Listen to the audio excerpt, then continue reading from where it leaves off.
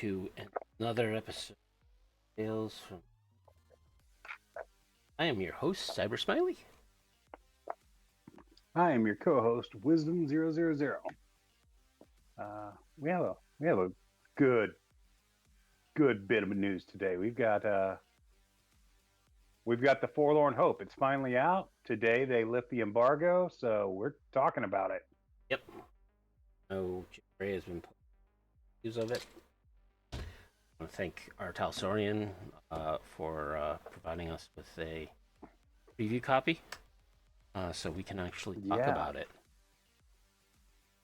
But before it fully got into our hands. I don't know about you, but I am a slow reader at times. I'm a pretty fast reader. I'm still jazzed that we're coming up. We got our first preview copy of something. Yeah, but before we get into that, in the media,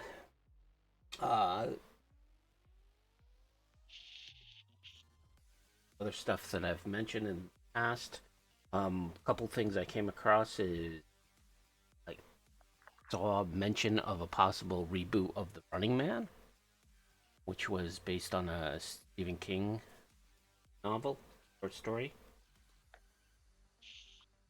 Basically, made into a movie starring Schwarzenegger. So it Kinda. I mean, sounds like it might don't get me be. wrong.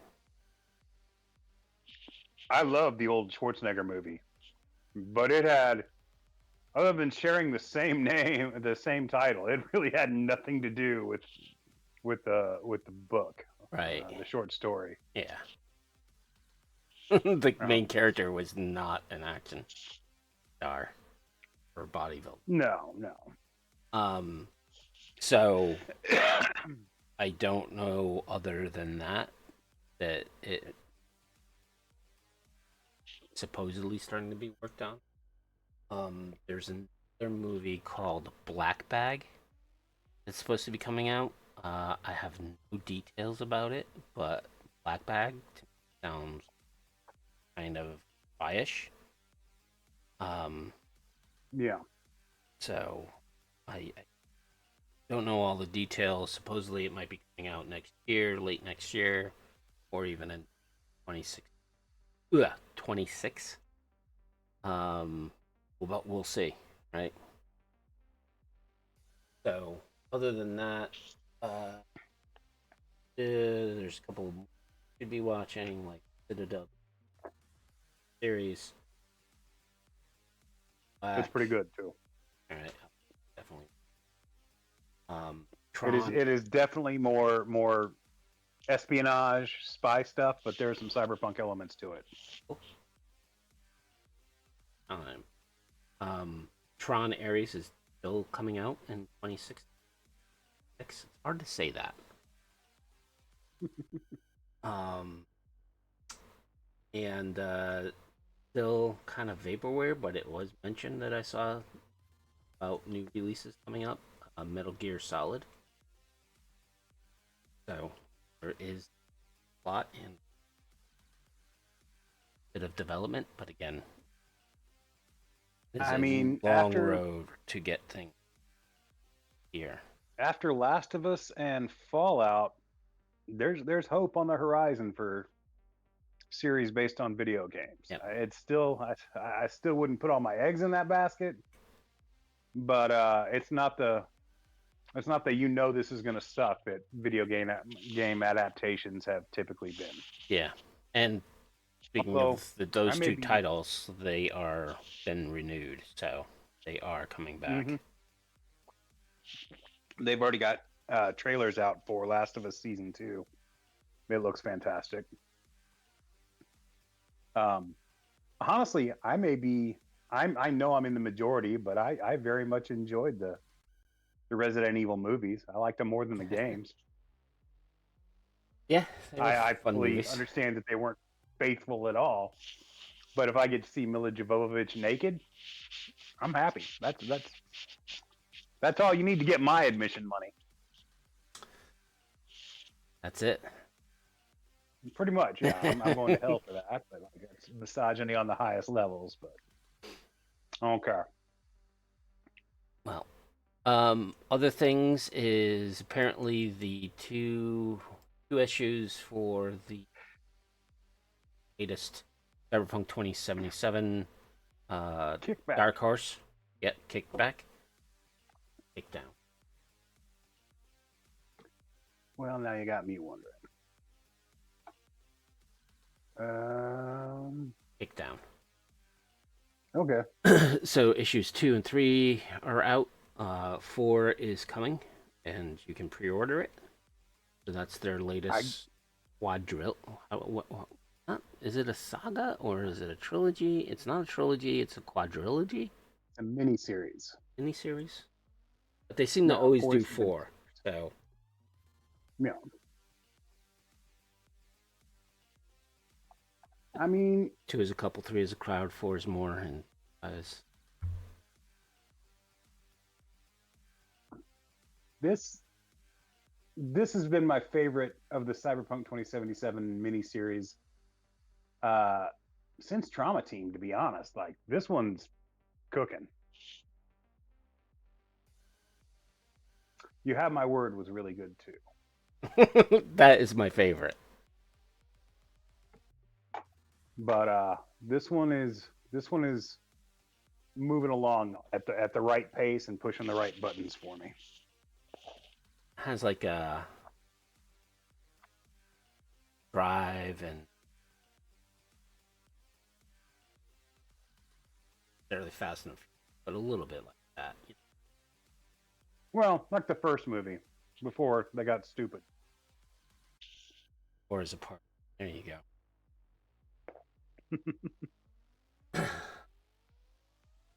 Yeah, so those are out. Looking forward to number 4 because God only knows what's gonna happen. Poor Mint. True. These series have never gone well for the protagonist. No. They all fully embrace that whole, well, you're the star, life's gonna suck for you. But we'll give you, you'll achieve your goal at least.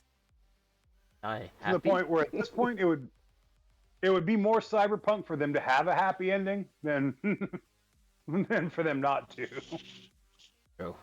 I have still yet to get to the last month DLC. Altar Sorry. 3. Mm-hmm. But They're I was cool. about to, and then I got a wonderful little link in an email. Another PDF. Start reading. Yeah, this month's DLC, the Yeah. Halloween DLC, was all about pets. Yes. Cyber pets. Slowly but surely, all of the 20 stuff from the Chromebooks appearance. Nice. I like the way they're classifying pets in the game as mooks, lieutenants, mini bosses. Like that's hilarious to me. Yeah, the bear is scary. The bear is terrifying. Yeah, free download. Don't have to pay for it. Just go to Art House Orions in their download section and grab it. So, Cyber Chipmunks. I was in a game that A Gray was. He had octopus.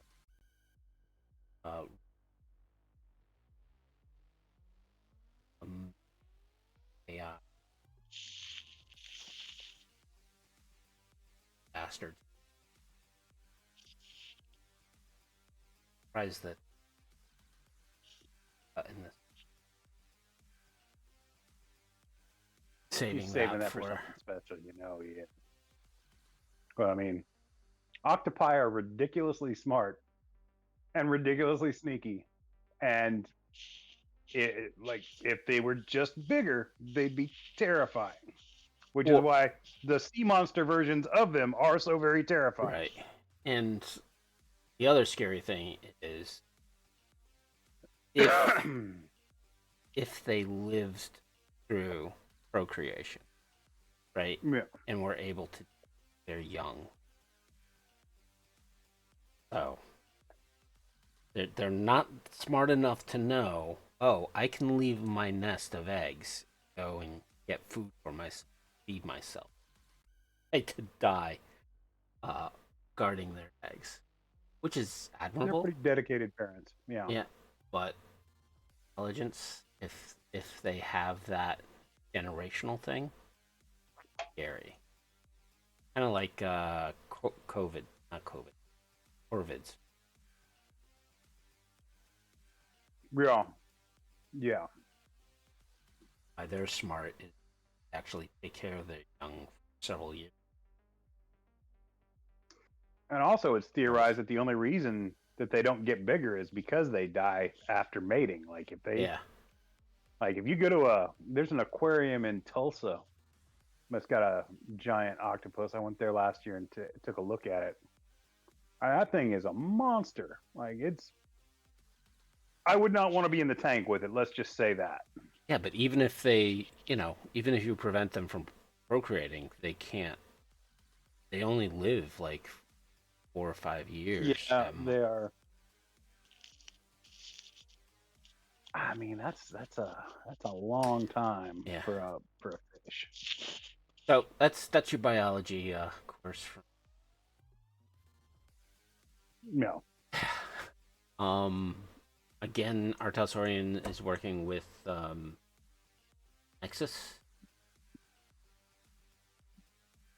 new tabletop game system. And I don't think it's necessarily a full tabletop. Uh, You talk about the app thing that they've yeah, got. Yeah, the Cyberpunk Nexus. It's gonna, from what I understand, when it all is said and done, it's going to basically be the Cyberpunk Red version of D&D Beyond. yeah, Which, as far as I'm concerned, that's a good thing. I know D&D Beyond gets a lot of shit, but it made D&D playable for me. right. Like I don't want to have to search through 15 different books just to level up my character. D&D Beyond does all that shit for you. I'm a full supporter of it. I may not be a full supporter of all Hasbro's practices, but D&D Beyond is badass.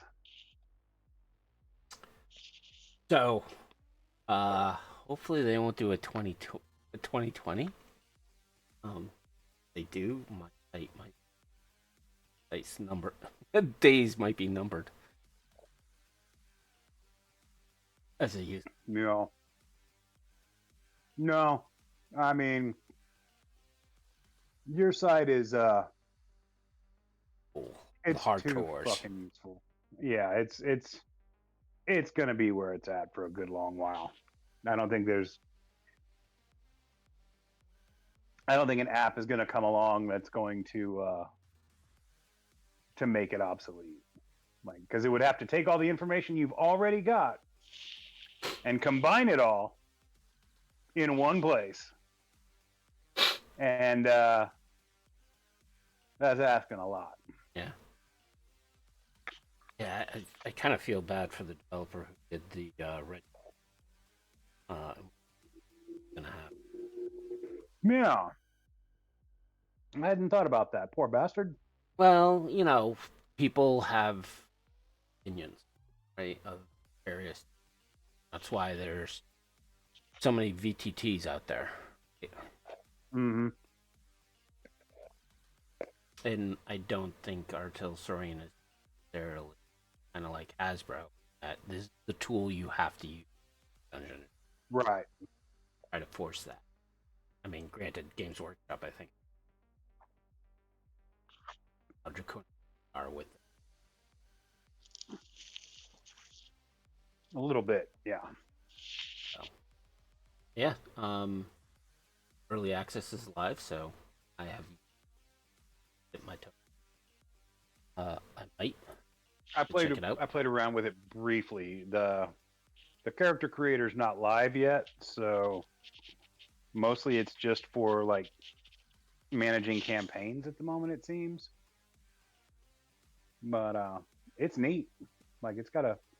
I liked the interface. What was there of it? Oh. However, I was too busy of late trying to venture Mm-hmm. source book. Forlorn is presented. So, Tales of the Red, Hope Reborn. I think Jay Gray explained why the title was changed. Not be used Tales from Forlorn Dope or Forlorn Hope. Um, I don't think they were going to confuse it with us, but yeah, well, we are in a future episode. Dope, Dope's. Um, so, this was a supplement with 6 adventures produced by various writers. Chris Spivey, um, Eddie Webb, Francis Stewart, the M. Evans, Wong, Harris Aerosmith. well, I'm looking at it don't like, forget. Aerosmith. Yeah, well, there's another way of spelling that, but Tracy Hearn and Will Moss does a stellar job with a intro story. Of course, Jay Gray, James Hutt, Oh, don't forget. Dave Don't Ackerman forget David worked on it. Ackerman. Well, Dave Ackerman did No. work on this. Did he actually write one of the stories? I don't. Well, I don't know. He's credited with writing and design, so it may have been some edits and whatnot. I don't know.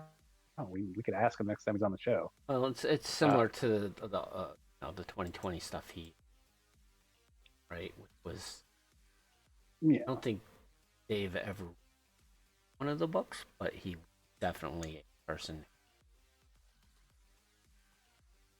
But yeah, so the Well, adventures, I don't think he wrote any of that, but definitely. all I know is this definitely has contributions from uh, four of the old hats: Mike and Lisa Pondsmith, David Ackerman, and Will Moss. And it is beautiful to see them back under the fold and throwing some stuff out. It's even got some Doug Anderson art.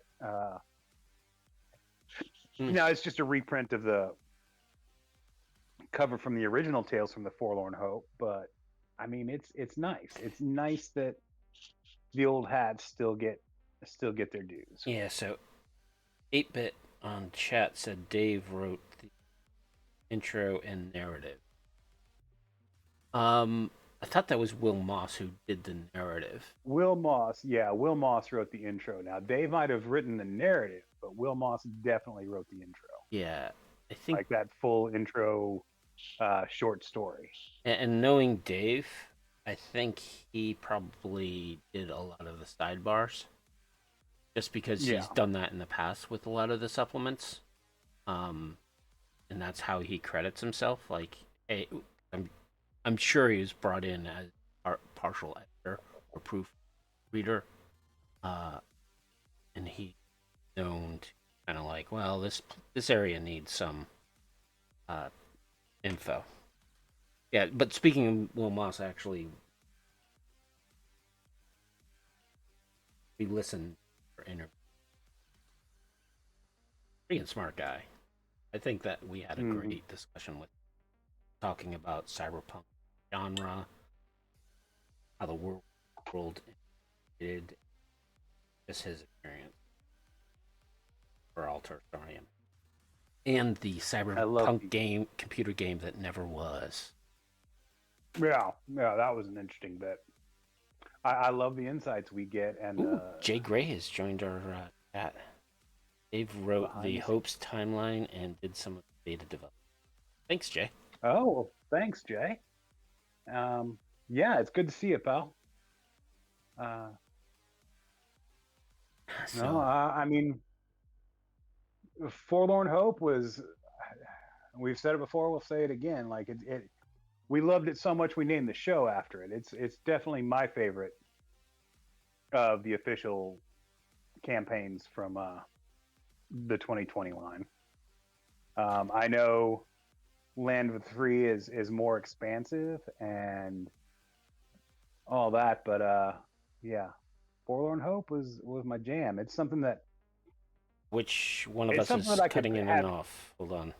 We have technical Uh-oh. issues. Let's see. Oh, Maybe I need to put my mic closer. Am I the one who's the culprit? I know it's always me. Because my is head it him? is. Because I'm not hearing it. So Yeah, it might be. well, I like to move my head and look away from the mic, and you shouldn't do that when you're talking into a mic. No. So I will purposely put the mic a little closer to my mouth. That way, no matter what direction I am turning into, it is always there. And Strictly handheld is the style it goes. Never rock the mic with the pantyhose. thank you, B-boys. Yeah, oh man, Spouting see, poetry. that's how I know you're my friend. Well, Always. hopefully that fixed it. Yeah. Adjustment. No, I was a bit quiet because I wasn't saying anything, It is but me I was cutting trying to out. be Hold on. quiet. Let me fix. Because OBS decided to do an install, so I need to crank up my decibels. Sorry about this, guys. That's the joy of live broadcasting. Yes, it is. But it also means we get to interact with you guys listening live to Wisdom us. is a quit. A bit quiet. Yeah, I can increase that. Thanks, 8-bit. Do appreciate all the. Make sure that I have everything up properly.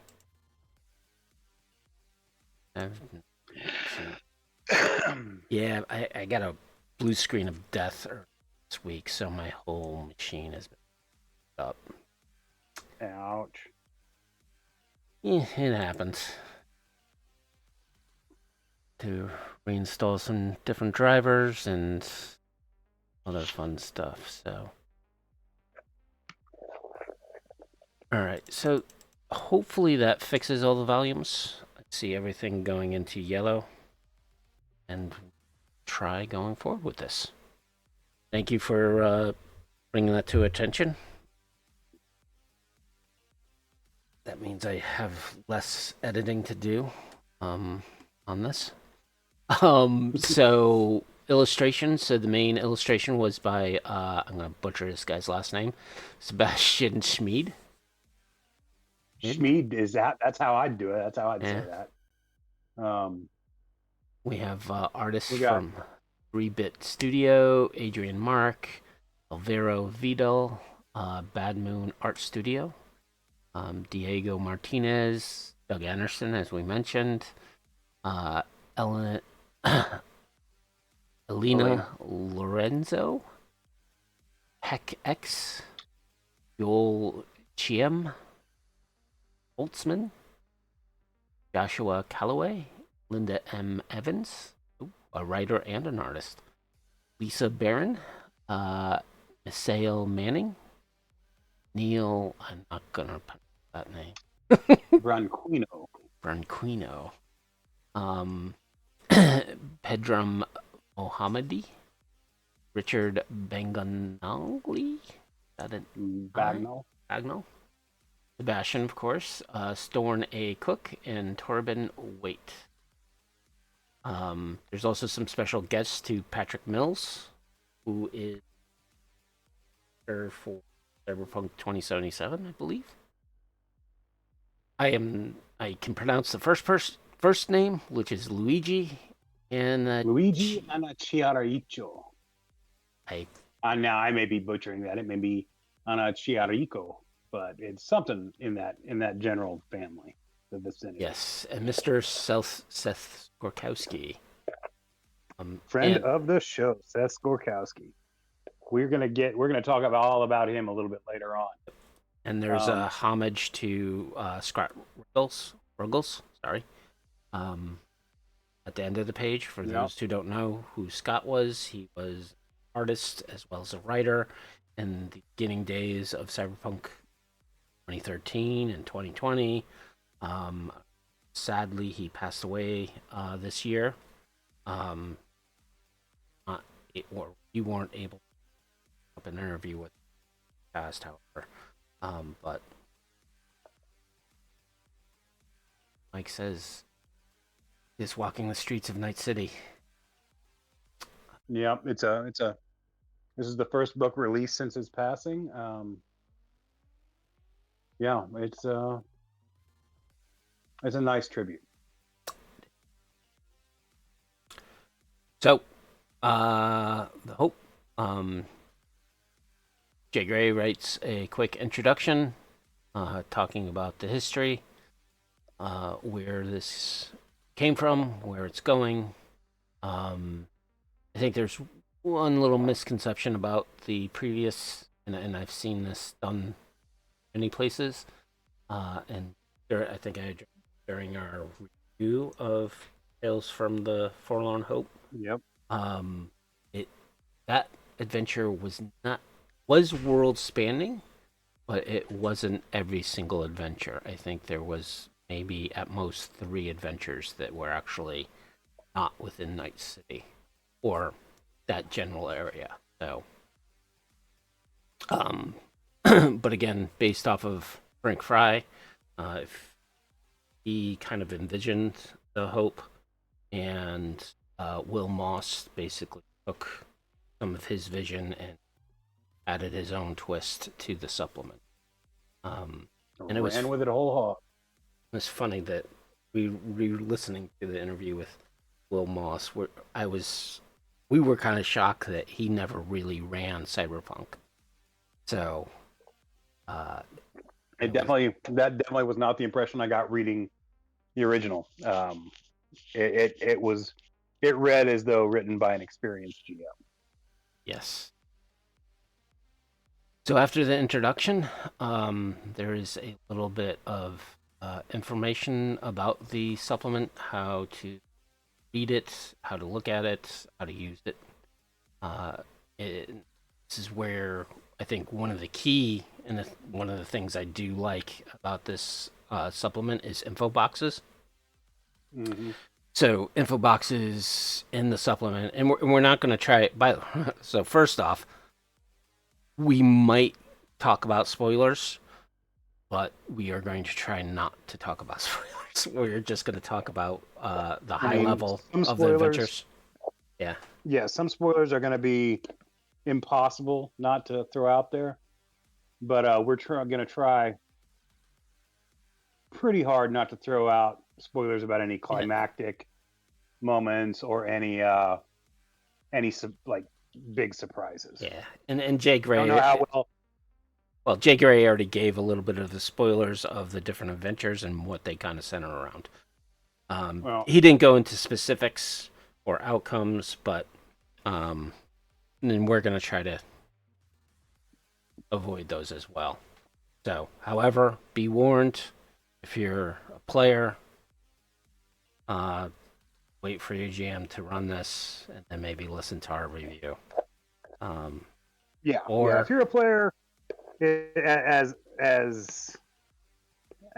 stupid of us as it is to say, if you're a player, you may want to go listen to something else for a while. But again, depending upon your referee, he might change quite a bit of it from the player's response. So stay and listen to this. We like our audience. So there's that.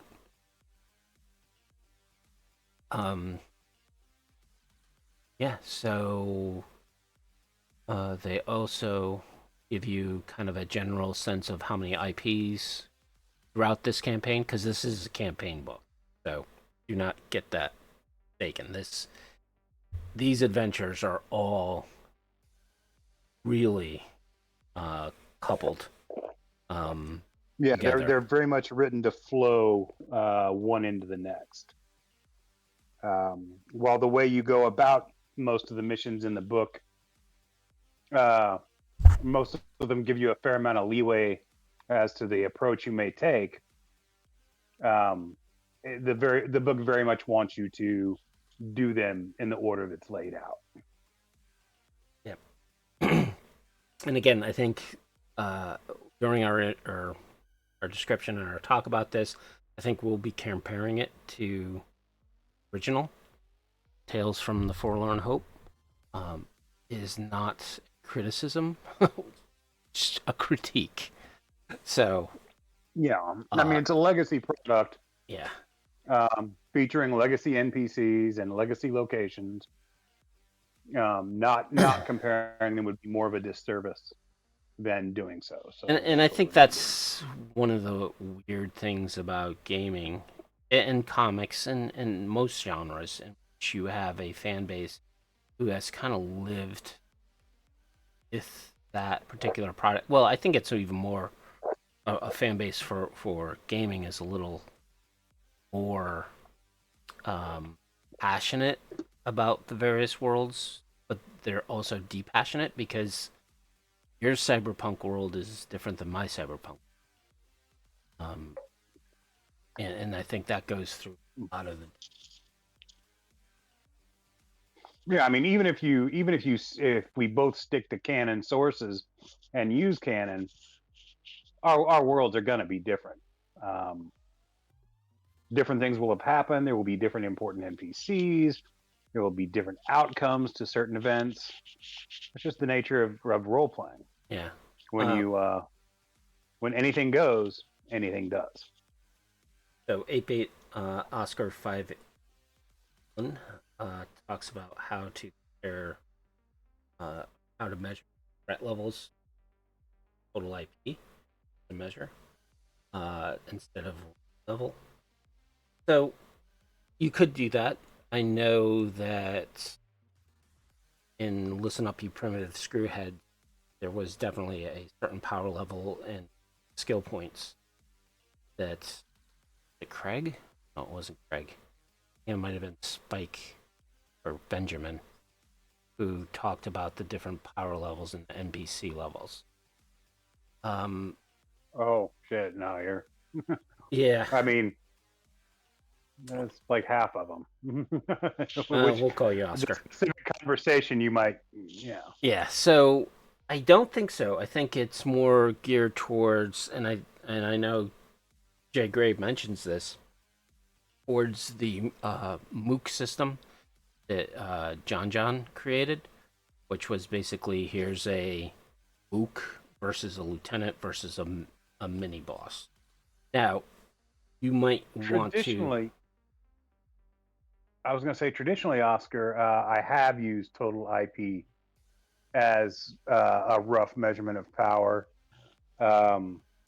Also, like if you're in the middle of a campaign and one of the character dies, it gives a rough measure of, what to bring bring his replacement character in at.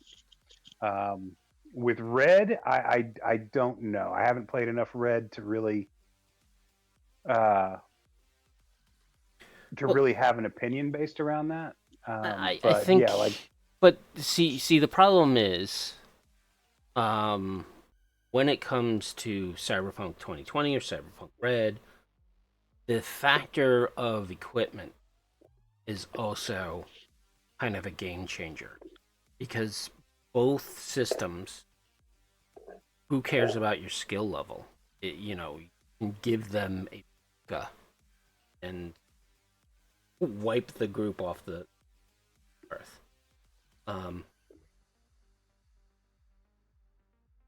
So it's very hard to really, and as a referee, it's always going to be hard. Now, the problem is when it comes to players, and I kind of had a discussion with, where it was on Reddit thread. I don't use the total IP as a measurement for the NPCs. I use it as a measure for the PCs against the PCs. So there's some balance between the PCs as to what they're able to pull off, and the same goes for gear. Like if one character has access to gear, unless it's a special circumstance, they're all going to have access to that gear. That's the part of working as a team. Yes. What the NPCs come in and bring, that's an entirely different ball of wax there. And I've seen all different types of approaches to that in 2020 and in Red. So it's really, and it's a fine balance as a referee. There's no hard rules. They're very loose on how you can present a challenge to the players. And always remember, you know, start off small and go big. So if the players Yeah. are able to wipe the floor with a initial encounter, there's a couple of his friends right around the corner that just heard the gunfire and come running. So you always can bump up or escalate the situation as needed. Now, 2020 was like some of the adventures were really crazy when it comes to uh, the difficulty of situations, not necessarily combatants. Again, cyberpunk as a genre, you don't always want to end or see victory as combat. Because I think that is kind of a holdover from a lot of the other systems, especially level based systems, where combat equals experience points. In order for me to grow as a character, I have to defeat. And that kind of carried over into the computer game systems that, you know, in order for me to advance my power, I have to defeat my enemy through combat. Cyberpunk and any skill based system I see as you have the choice to run, attack, negotiate, right? So you have those options. But yeah, we always derail, so don't be surprised. Jay Gray mentions that Mike actually took the enemy levels from Dream Park, which is interesting because Dream Park was a novel series. Which, just to give people background, Dream Park is very cyberpunk. That it was a novel about God. I read it, but I'm gonna butcher exactly what the concept was. But basically, you played games in real life through virtual technology. So it was kind of like the holodecks of Star Trek, in which a game master would create a world, literally a world, in which the players of the game would have to go through the environment to achieve whatever quests the game master did. Very interesting, and I would say it was a bit of a cyberpunk system, kind of like Westworld uh, type of environment, but not fully beholden on androids or a theme because a game master could go in and create their own world adventure. So it was taking, I think, tabletop Ark the Dog. It's it's metagaming. You're Yeah. gaming within a game. Sometimes gaming within a game within a game. Like Yes. it And it'll do then your head in if you think so about that it was too a hard. novel, and then Artal Sorian produced the tabletop version of that game through license. I never bought that Artal Sorian. But so, anyways, let's reel this back into current thing, which is Tales from the Red, Hope Reborn. So the next chapter was written by our wonderful friend Will Moss, in which it is a story of Rory, a new news media personality Yeah, it is. who is doing his story. I'm not going to get fully into the details because this is a must read. Suffice It to is a say, fantastic bit of fiction that will catch you up on what happened between the original Forlorn Hope and this new book, Tales from the Red, A New Hope, or Hope Reborn. Uh, I mean, it's Will Moss doing what Will Moss does best, yep, which is put you right into that world. Um, I am too. I am sad or two. So reading through the story, um, those who played in the original Forlorn Hope, there are quite a few tragedies throughout the yeah, story. So, to Jay Gray's Jay Gray's point, when we had him on 2 months ago, talking about it and Wilma's story, that here's there was a bit of watering in my eyes in yeah, one part. there was. This, Um, we in my game, the Forlorn Hope was it was a very central part of our games, especially in those early years of playing. And some of those characters got near and dear to the heart, and it it didn't work out well for all of them. yep, Um, but I mean, that's the nature of cyberpunk, and that's the nature of time passing. At no point does in Will Moss's intro story does it feel contrived or forced. Um, it just feels very immersive. I hope Will is tapped again for future supplements and your stories. And Oh, future interviews. yeah. Will Moss did create quite a bit of the lore. Uh, did write all of the corporate books from the original 2020. So flesh out Arasaka. He did flesh out Militech. He did Lazarus. Did Biotechnica, Petra. IEC. Well, I don't know if he did Biotechnica, but IEC, Petrochem, Solvoil, a lot of those, and wrote. Did he do Eurotour too? But he did Land of the Free and sorry, yeah, Land of the Free and Tales from the Forlorn Hope. So he did write No. two of the major adventure books. So he is the man for Infinite. Again, go check out our interview with great conversation. Although he has yet to play the computer game, I think he was one of the ones we were going to try to get back on after they play the game. Yeah, very I think we, specifically, I wanted his take on the afterlife's bartender, yeah, Claire. we need to follow up with some of the person who said, "Oh yeah, I got a new computer and I'm going to play the game," just to find out if they did play it or not.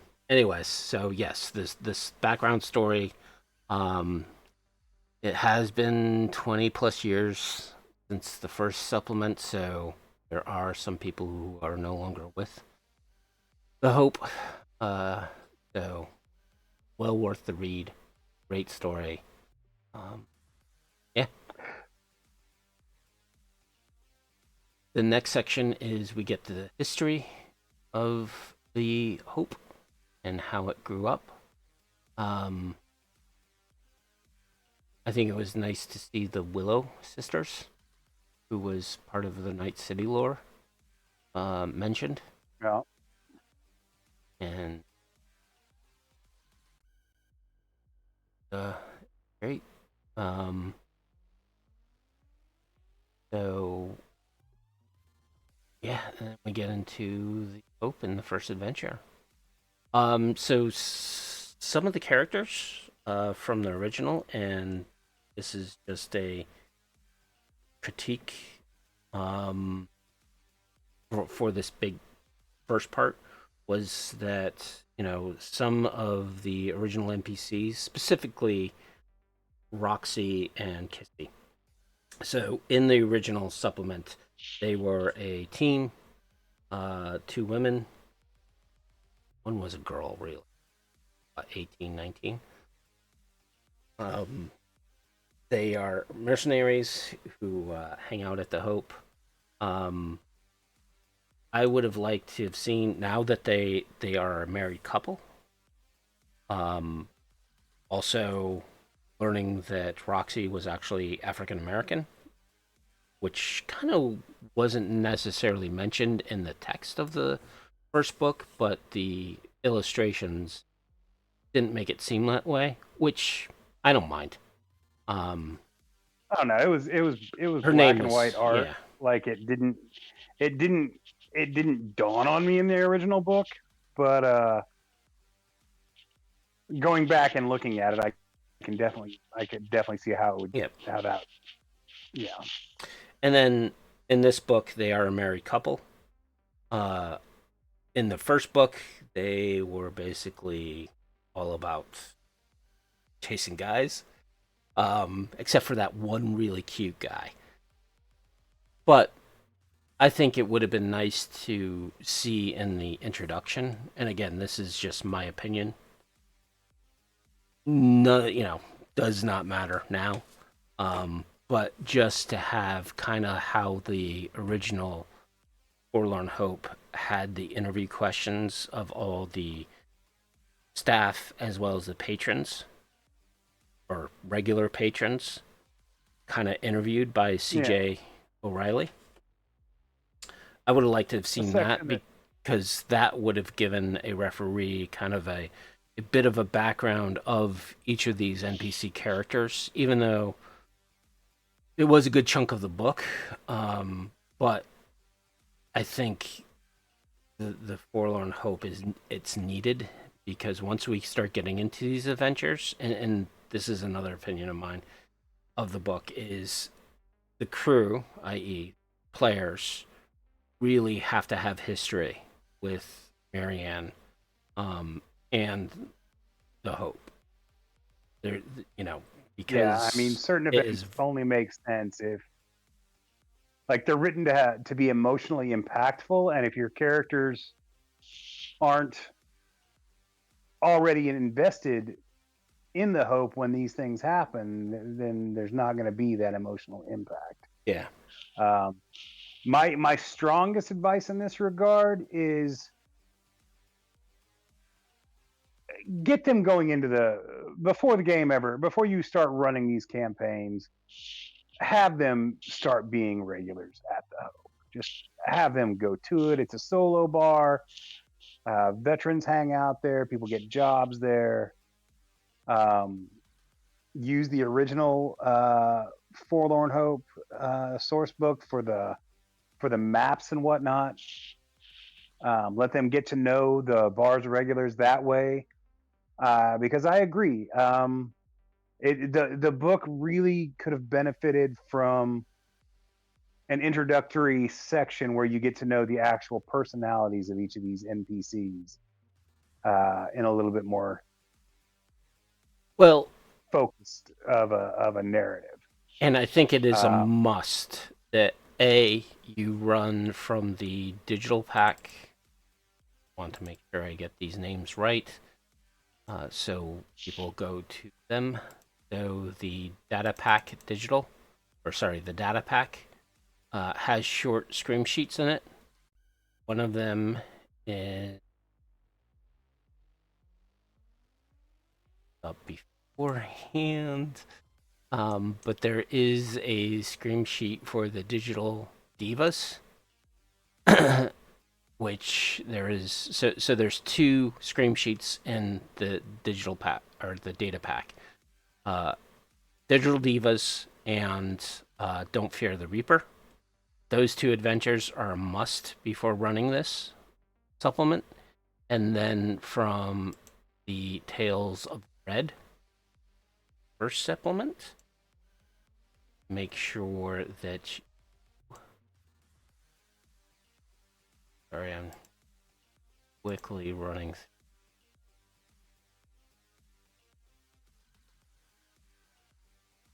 Tales from the Red.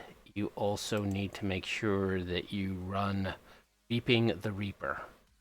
Um, the first two scream sheets get you an introduction to this character called the Reaper. Uh, Reaping the Reaper is a adventure that integrates or introduces you to Marianne from the Hope and kind of starts that whole relationship uh, to get the players involved. The other thing that I think you can do is use the players' backgrounds. So if they have any friends or love interests, tie them into the Hope, right? So the players kind of start getting heavily invested into the bar. Tales of the Red Street Story of Tales of the Red Hope Reborn. So, um, definitely run those adventures, or make sure that there is some type of strong connection. Wisdom or ideas. Great that. No, I mean another good way to introduce to integrate the hope into your game is if you had if you've got legacy, if you played 2020 before you played Red, and you've got legacy characters of your own, just any characters that survived, have them be regulars at the Hope. Um, Shit, have your characters' parents or aunts and uncles, mentors, whatever. Have them be regulars at the Hope. There are all sorts of ways to integrate it into your game, but you're gonna want that relationship to have some kind of basis, and for at least the regulars of the Hope to be familiar to your character. It will absolutely enhance the story beats that come later. Yep. Um. So not much spoilers, but so the first mission, by Eddie Webb. If you do read Figure's blog entry, it shouldn't come surprise. A bit of spoilers in here, but basically, Marianne hires the team to do a quick job to stop an XBD dealer, which is kind of an introduction to kind of start getting a bit of a friendship going. And I think that's what was being tried here is starting to build that relationship Yeah. with the first part of this story. However, once that mission has been completed, the Red Chrome Legion, one of the callbacks to 2020. 2020, yeah, they come in and start causing such pain. Yeah, if there had been a pause between that first bit and when the Red Chrome Legion came in, that would have served uh, maybe a little bit more smoothly to create that kind of atmosphere where your characters can become regulars. But as it is, it's just like the adventure throws you right into the deep end Well, I think with it's the introduction of the Red Chrome Legion. I think it kind of ties into building that hard relationship, because I don't know how much of a spoiler it is if you've read Jay Gray's um, blog entry about the adventures. When you come back from dealing with that XBD dealer, you find the Hope is burning and destruction. Yeah. So the Red Chrome Illusion, of course, adds salt to the wound, and they will be kind of a background. Yeah, I didn't want to spoil that, but I mean, it's the very first thing that happens in the book, so Yeah, there's well, really no avoiding. Yeah, like before you even get attached to the bar, it's on fire and burning down, and they're destroying it. So, and again, I'm going with what Jay Gray has already published. So if you Yeah, already read his posts, you're getting a spoiler. Um, so I think on the fight under the fight under fire, I think is going to cement some of those friendships, right? So absolutely. so that's kind of a good thing. But again, I think you definitely want to have more more connections for the hope. I Uh, do want to quickly mention that the maps here are high quality battle map types situations. You can get full size versions of them uh, as a DLC for Tales of the Red for Hope Reborn at Drive Through RPG. It's free, so you're definitely going to want to pick that up. and the floor plans are based on blueprints, which I love. Yeah, Um, yeah, in my download section, I have um, blueprints for various things. So I love blueprints version of any maps. Um, just because it gives that technical edge to it, which I think plays into Cyberpunk. Um, yeah. It's like you downloaded the blueprints from the city planner's office. Like it, it gives that feeling.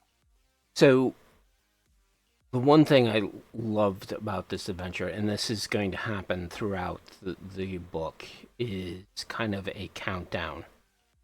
Um, when the bar is burning, you basically present the party with a clock. So this is how many rounds you have. Um, and certain events are going to happen at certain times in that countdown, which I loved.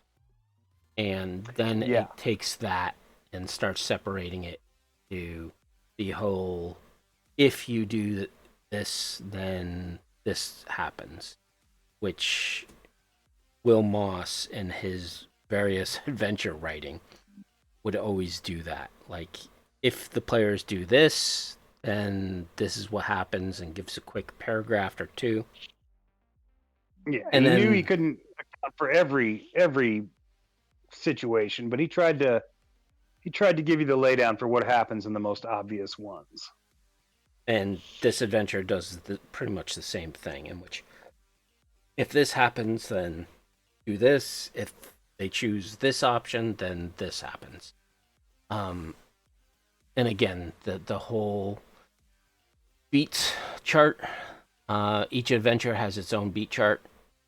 Still love that system. Um, Still Yeah. trying to Of fully all the understand things it Red all. introduced, the more I look through the more I look through what they're putting out. Of all the things that Red has introduced, I think the beat system is probably my favorite. Yep.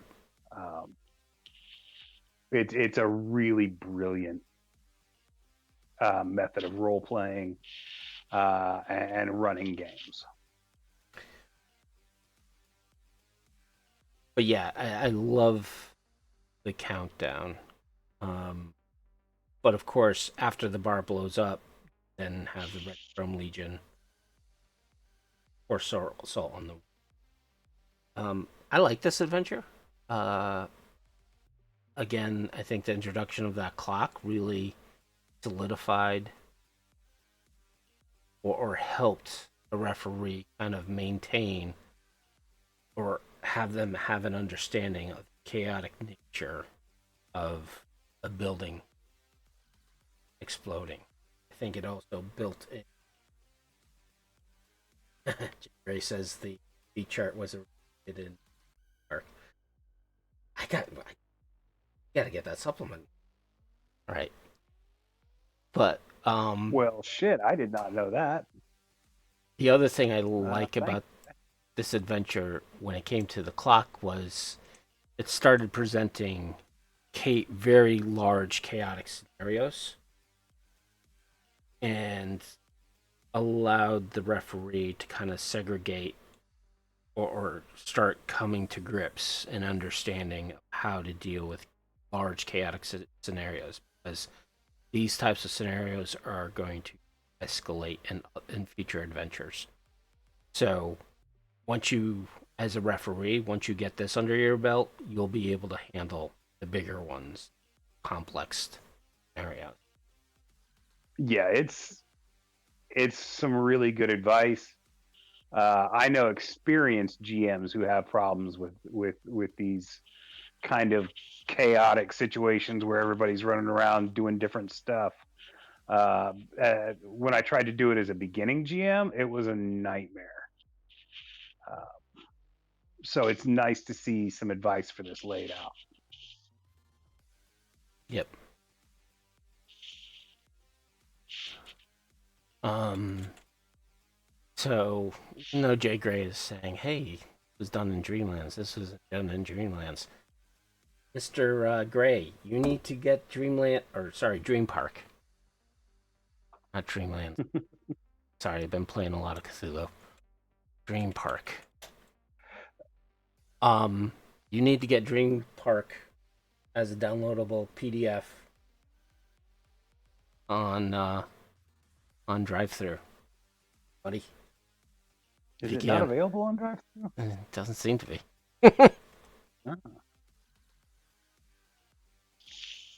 Well, not yet, at least. So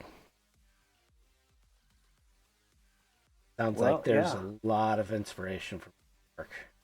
Love the history. I just remember the novel. I never bought. See, I didn't know there was a novel. Oh, you doesn't have I the just saw license the anymore. That's right. You need a license to be able to do that. I Ugh. just saw the supplements, and I honestly up until recently had always thought it was an Artalsaurian No, um, yeah, product. no, it's there's a novel Uh, based on it. All right, so secondary market, eBay. Try to hunt for it. Oh, well. But yeah, so uh, one advice, and I think this is true for all these adventures. So each adventure is laid out with beat chart, and then the adventure, and then at the end of the chapter, you have all the NPCs and all the obstacles.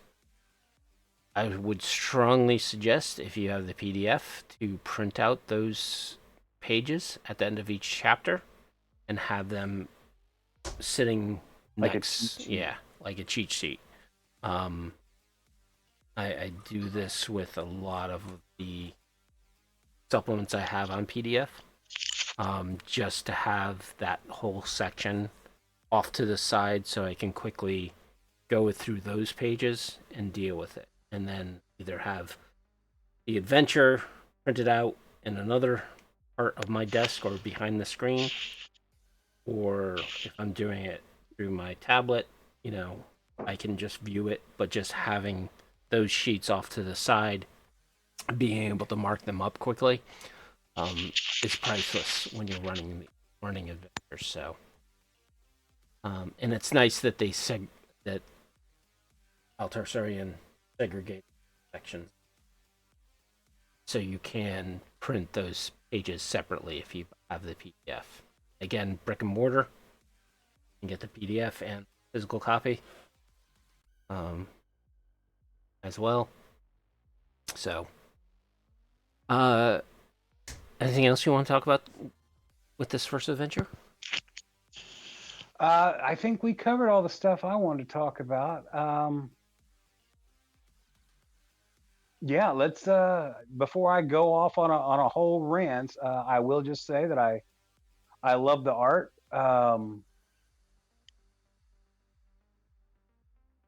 Yeah, before I could go on a rant talking about very nitpicky things, but I think it's probably serves the review best if we just move on. to the next section where I am going to rant about stuff, because this section uh, is all based around an NPC who is based around uh, a scenario run by our very dear friend Seth Skorkowski. And I'm Jack, Names have the been changed to NPC. And I'm here yeah, to names give have you been the changed to player's protect the side innocent. of this adventure. To the point where even the image used is based on one of Seth Skorkowski's costumes. Well, it's based on Costume Jack the personas NPC for Cyberpunk. yeah, You gotta watch his indeed. videos a little more and know I, all the I have various watched his Jacks. video. I'm assuming that not everyone who listens to us has watched the video, although all 12 of them, probably have. See, in the art, I would have loved to have seen him having a flask and toasting the observer of the art. But anyways, Yeah, this section is called Real Estate Rumble. This one's by Paris Aerosmith and Tracy Hearn, and it is entirely based on the scenario about Scott Brown, the real estate agent from Seth Skorkowski. Seeing this in the book immediately made me jump up and down laughing. I am so happy to see this. I immediately had to message Seth and be like, "Oh my god, dude, did you see this?" He was pretty stoked. and for those of you, Tracy Hearn is Miss Magitech. She's a streamer. So go check her. I did not know that. out. Yeah, she runs Cyberpunk and has done some videos on Cyberpunk. Anyways, yeah. So you have Jack Skorkowski, a real estate guy. So since the Hope has been destroyed, Marianne and the Prof, aka Professor, aka call him the Professor. Good to call him by his first name. Never introduced to his first name as a character, so always known as Prof. So, they are looking for a new place to have the Hope.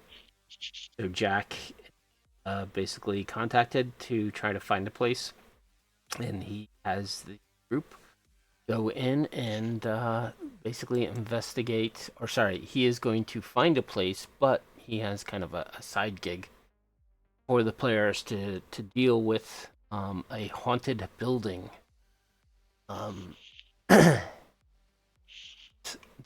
A haunted building because naughty. It's tainted. Yes.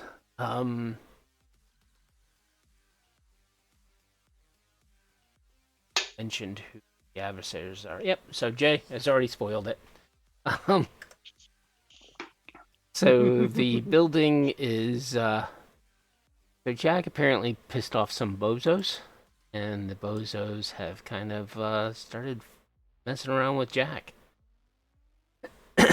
And basically, the players are asked to go investigate one of Jack's realty sites, and that is where you're going to get some fun with some particular bozo circus. I like how bozo kind of gang cells are being called circuses. Yeah, I thought that was a really nice touch. Well, I think that's been introduced further, but not in 2020. But still, kudos. I think that's.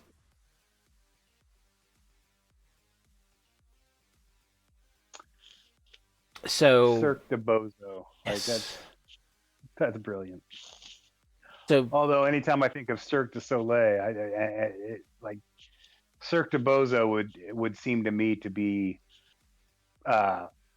the Philharmonic Vampires, honestly, because they're just that classy clown.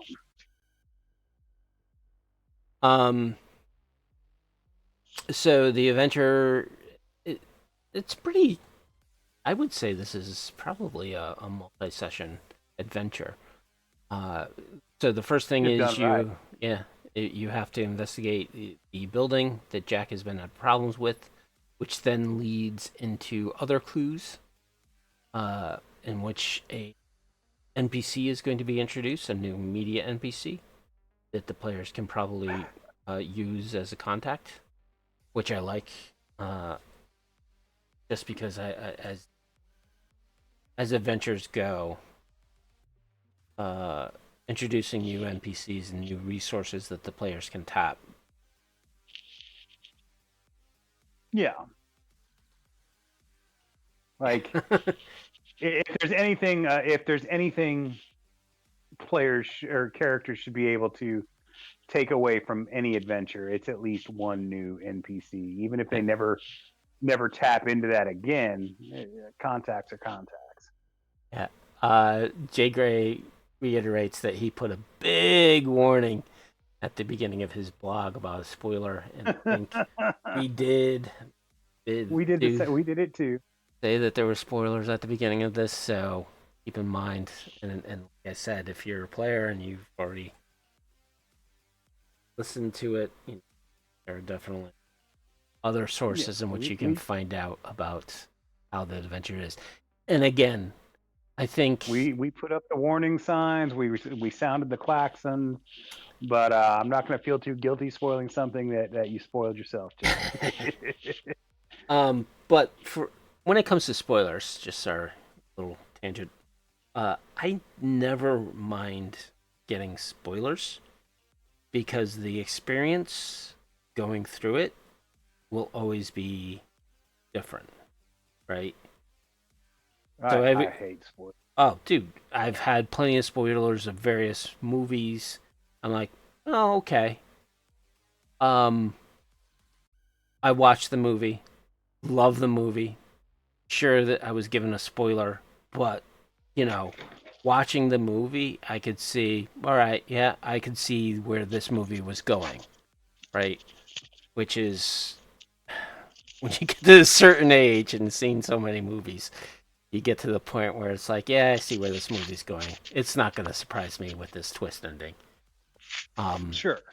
sure, I was very surprised with some of M Shyamalan's M Night Shyamalan, but some of them I was, yeah, okay, I saw where this was going. Um, so there's and when it comes to adventures, uh, Don't leave your room. you're always, again, the referee. As if you're a good referee, you're going to make it your own, and you're going to change certain things, um, and use the adventure as a framework. So again, guidance to the referee: always make it your own. Change a little bit here, a little bit there. Um, and when you read through these adventures, you're going to be like, huh, I would have done it differently. Do it differently. Right? Use it as a base, use it as ideas when it comes to any event, any written module. Uh, there are some good things written. I love the grenade bouquet. Yeah. Spoiler. I'm not going to tell you when that happens, but the grenade bouquet. Mwah. Yeah, it's definitely a moment of pure bliss. Not for your players, of course, but for everyone else, it's pure bliss. Um, I like the idea of a great bozo. yeah. So this adventure, I don't think it has too many ramifications if you fail. Just that Jack is upset. But overall, I don't. It's not too much of a game changer at the end. Although you can cause some It's more problems. Yeah, I mean, like this isn't as much of a pass or fail as some of the other adventures, but it is hands down the most fun. Yeah. The only critique around this adventure that kind of like just got up in my craw was the initial building. Um, I just don't like the map because there's a cubicle area and a main office. Main office is bigger than the cubicle area. Um, Yeah. which don't know. And I think the bathroom is too small for 6 stalls. But that's just my opinion. I get a little into Corporate. the whole the little gritty stuff like that. Don't know why. You got that greedy boss who wants the giant office, and he'll have everybody else True. working in the store, basically. Yeah, that's the other thing that probably should have been a storeroom. Again, I get too involved with maps sometimes. Um, there is a bathroom, which is always good. I know there's some maps that I've seen that have bathrooms. Gets me annoyed. Yeah, you're looking at some real nervous employees there. Yeah, I guess I have a map fetish when it comes to. But anyways, that's I mean, for critiques, not too bad. Yeah, that's pretty negligible. That's uh, pretty much non-existent. Like I said, this is the most fun you're gonna like single adventure in the book. Like it's just a blast from start to finish. Um, and it only made more so if you've ever listened to Seth's story about Scott Brown. Like it just it's it's a brilliant and hilariously fun little adventure. Is there any? Certainly the most lighthearted. Yeah, I know you've talked to Seth. Did he give you any feedback or want to present it quite yet? Uh, just that he was thrilled to see it. He was, yeah. Like I didn't get a chance to talk to him very much because he was. I want to say he was like moving in between conventions at the time Oh, when I was messaging him. But yeah, he couldn't. I know he was chomping at the bit, waiting for the chance himself to be able to talk about it. yep. So in a future episode of his, he might. Again, I think he's a player in the Cyberpunk Red. He has one of his friends who actually runs it. So you're probably going to get a player side point because of the review. I mean, But I think because he's in it, he probably read it. So not sure how that's going to party. But anyways, yeah, like I don't think you could keep him from reading it at that point. which means he's actually run it. He's gonna meet himself. Um. So that was Real Estate Rumble. The next adventure, Welcome to the Neighborhood, written by Linda M. Evans. This Not to be confused with Wonder Woman. no. Um. So this adventure is actually a bunch of small adventures for the party to kind of get introduced to the neighborhood, start making connections with various uh, chart for each of these small little low level adventures. I think you could probably get a few of these done within a night, a session. There is a map of the area.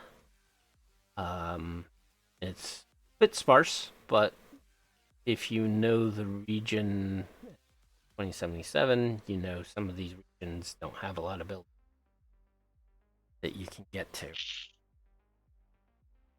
Yeah, and it's Spoiler alert.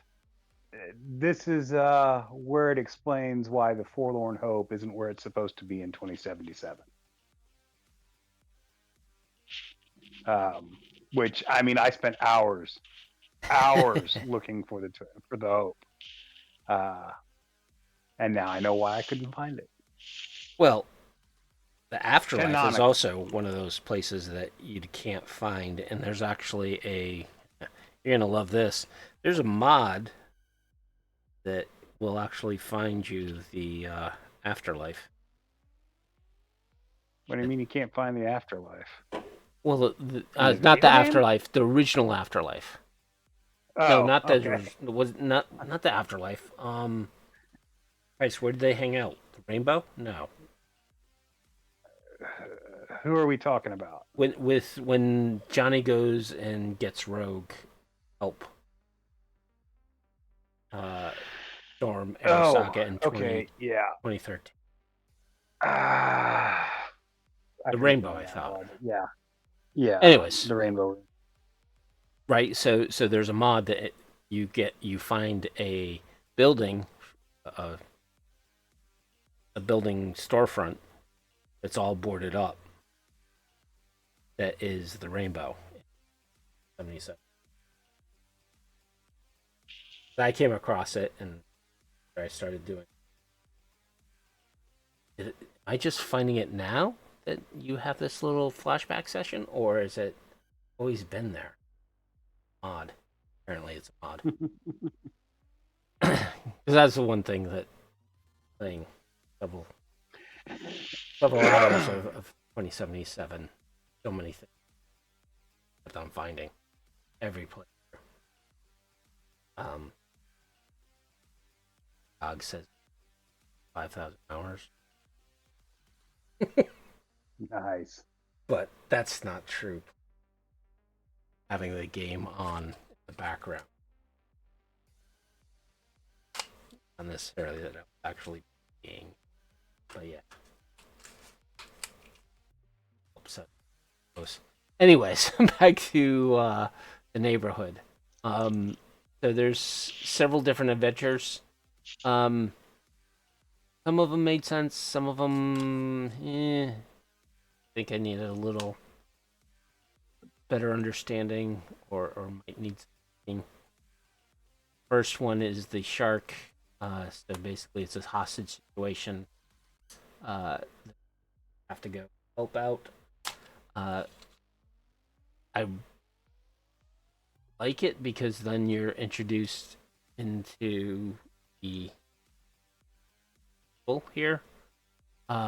The one thing I think was that a lot of the NPCs in here weren't too involved with future adventures compared to some of the NPCs from previous adventures. So I would have liked to have seen more of a kind of as these adventures go along, more input from the various people that party mix with.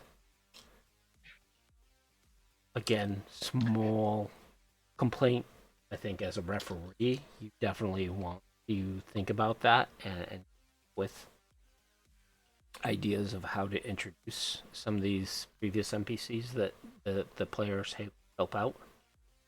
Yeah, uh,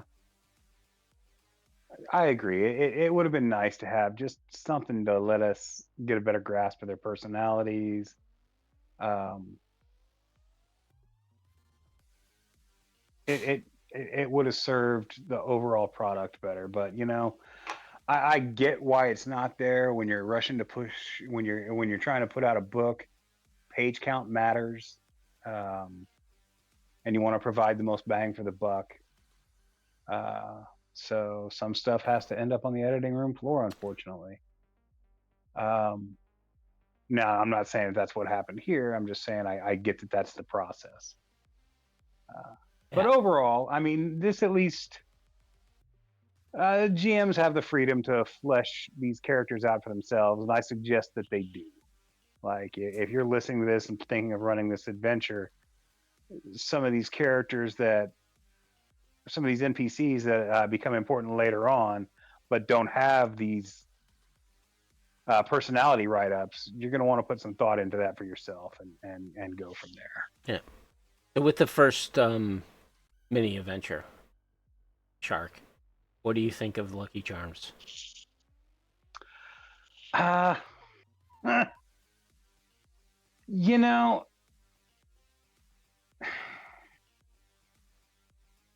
it's just fun enough that I enjoy it. Um, I love the little map of the neighborhood, and I Yeah. love the way it's laid out. It gives you that. It definitely gives me that California information kiosk vibe. Um, and the Lucky Charms, I mean, let's just say there are worse groups out there. True. Uh, Very true. There's a lot of poser gangs out there that are worse than them. yeah, yeah. I mean, if you can run the Gilligans with a straight face, the Lucky Charms won't be a problem. Oh, dude. I was in an adventure with Maximum Mike himself, and we encountered. They are fucking scary. The way he. Yeah, of course. 'Cause he's had 30 years to be all like, all right, everybody's been giving me shit about the Gilligans. I'm going to show them what the Gilligans are. I do not ever again. No, I no, thought the bozos were bad. Gilligan's are worse. So, anyways. I mean, yeah. So we have the shark. The next mini adventure is Boys Night Out, which is a very quick, short adventure. Just say there's an altercation with a plant and a corp. Again, this kind of could lead into another contact for the players, because corporate friends are always good friends in Cyberpunk. The next is Wheels of Fire. I really like this adventure because it reminds me of, holy Christ, my mind go blank. Rollerball. James Yeah. on James think Conn. of it. Not the remake. LL Cool J. Cool J. Now, don't get me wrong. I will watch pretty much anything with LL because my boy needs love. But it was not a good movie. Yeah, but by you had any Rebecca Stamos. Yeah. Yeah. Anyways, I mean, I like that they got roller derby involved, just because it seems like a homage to. They do have a section in appendix with how to play roller derby. Is always fun, and I have a feeling that as a referee, you're going to have players who are going to join the team, which is the Muses, because the adventure is you have to get involved and play a roller derby team. So I have a feeling that players are going to get involved with that and just do that as a side gig. About 10 years ago, one of my players was a member of a roller derby team. She was wild.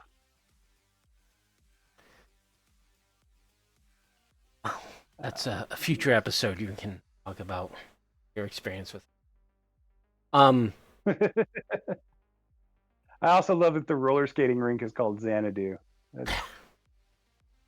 Dude, the vast majority of people aren't going to get that reference, but anyone who was alive in the 80s, in the 70s and 80s, is gonna be like, ooh. But I want to say in our town we did have a roller rink called Xanadu. Well, yeah. Before the movie. Well, no, it was before that movie. Shit, I don't remember a whole lot of things before that movie. That was like, what, 1979? Yeah. But in the 70s, there was definitely a Arab influence for some of the nightclubs. and roller derbies, or not roller ring. Similar to like the Japo file instances back then. So the 80s and the 70s weren't all bad. There was kind of this influx of craziness. Dude, without the 70s and 80s, we wouldn't have Cyberpunk at all. So I'm always going Hey, to be a big fan, especially of the if we 80s. didn't have the 70s, we wouldn't have Rocky Horror. That is a That's a national different treasure. argument. So In, yeah, in terms of something that should be buried and forgotten about, yeah, treasure. come on, I'm gonna have a lynch Frankenfurter. mob show up at my door. Yeah, What's wrong with Frankenfurter? I just have never liked it. I've never cared for Rocky Horror. I know everybody. I know by all intents and purposes, by any metric you measure it by, I should be a huge fan of it. Yes, you But should. I'm not. It's I'm not a fan of tacky, and Oh, I too just have tacky. always considered it very tacky. Yeah. Oh, I see. All right. So, anyways, back to the supplement. So, Wheels of Fire. You guys get to play a roller derby team, and again, I think your players are probably going to become more involved with that. The next adventure is Turf Wars, in which a gang starts menacing some of the neighborhood. You are hired, contracted to assist and a fight that local gang, the It's albino alligators. possibly the most straightforward of everything in the book. Like it's very much your typical like you're hired as protection. Do this thing. I'm surprised that the albino alligators have a lot of exotics sculpts.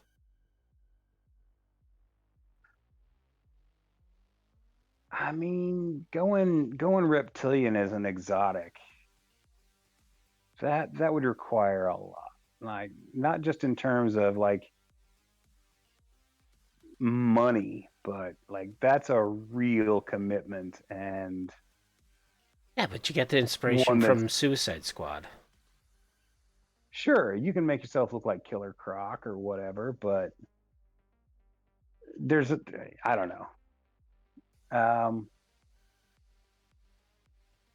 Or V. it's a neat game. Yeah, V. And What was it? then, Enemy Mine. yeah, and then the last mini adventure is Love Lies Dying, the rescue team, food truck vendor. Boyfriend has gone missing. Um, Also, throughout these mini adventures, you are actually contracted by Grace Steel. Um, I was actually in a group, Grace Steel, run by James Parker during a con, in which we played members. I think I played her manager. But yeah, so Grace Steel is a musician looking for an spoiler. During the Grace Steel is the head of the house band for the Dope. Her band kind of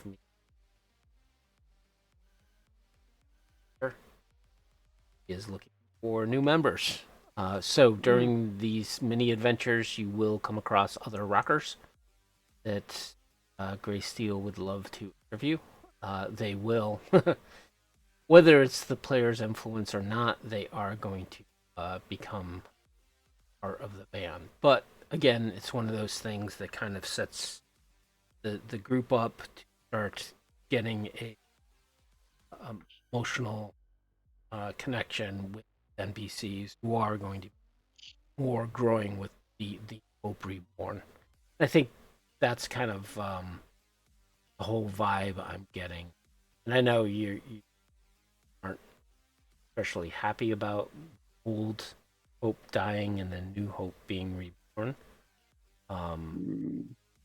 but I think it's also building the party to be more integrated with the New Hope? I mean, it just comes down to there aren't a whole lot of NPCs, like legacy NPCs that I've ever cared about in my game. Like my characters aren't in a game I'm running. My characters aren't going to run into Johnny Silverhand or Morgan Blackhand or Rogue or any of those people. They've got their own problems to worry about. But the Forlorn Hope was that one real exception. Like those that's where there was a lot of groups that like that was their base of operations. Overall, with this chapter, So yeah, uh, the party is going to get a lot of food. So for their upkeep, a lot of food. pretty much. I mean, that's what they're getting paid by most of these Yeah, people. snacks. You're getting snacks. You're getting snacks and you're getting good food. Some of it real, some of it, I mean, granted, like I've had many a campaign where the players would literally murder you for a decent bite. Oh, dude, your Nomad campaign, I still have a jar of the strawberry preserve that I am still Yeah. holding on to. Fuck that. When you come across good food, it's a rarity for your standard edge runner. So But yeah, I mean we're laughing about it, but the truth is that is a very real motivator yeah, in the world of cyberpunk. and if you're a referee who kind of hand wave player upkeep, whether it's apartment, food, um, Red does have that system. If you're eating kibble, you are going to suffer.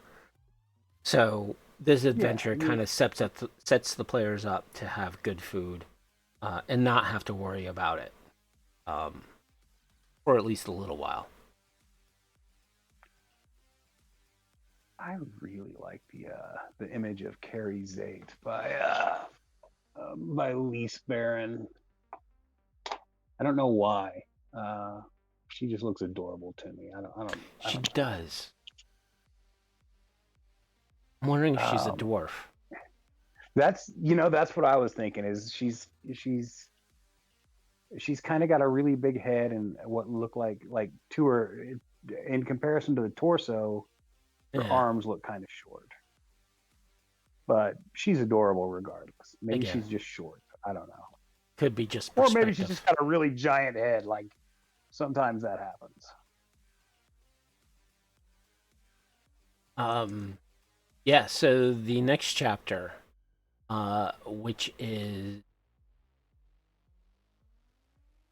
Devil's The Cut by devil's Melissa cut. Wong. This is a heist. And again, I think the images kind of give a Oceans 11, 12, 15, all the Ocean movies kind of look. Um, you're hired by Harry the Shrimp, um, who is going to basically hire the team to get back something that was stolen from her. Uh, I think in this particular adventure, it's very railroad, or it Yeah, can be, just because of I how a heist, how the perception of a heist is. So I think a lot of players aren't going to think how to do a heist, and I've had always that problem. My players, who are often like, yeah, this is how you handle a heist. You take a bigger stick and you beat it until it's bloody, and that's how you yeah, win. it's railroady, but it's also done from the perspective of the NPC is the one putting this together, so they're the one laying out how the heist is going to work, and that works. That kills a lot of that, players not exactly knowing how to pull off a heist themselves problem that you run into. Because Yeah. I mean, you do run into that problem quite a bit.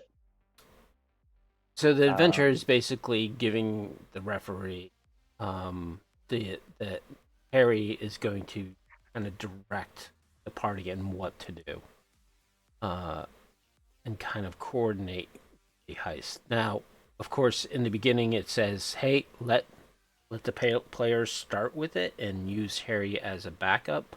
But the way the adventure is written, Harry is very involved, and kind of like how. And again, that's the one problem with a heist or scenario, especially with this one, is there's so many ways the party can approach how to retrieve items. Yeah. But having Harry specifically say, "This is the way I want you to do it," which Yeah, you know, you're doing it his way. He's he's she Joe from Reservoir Dogs.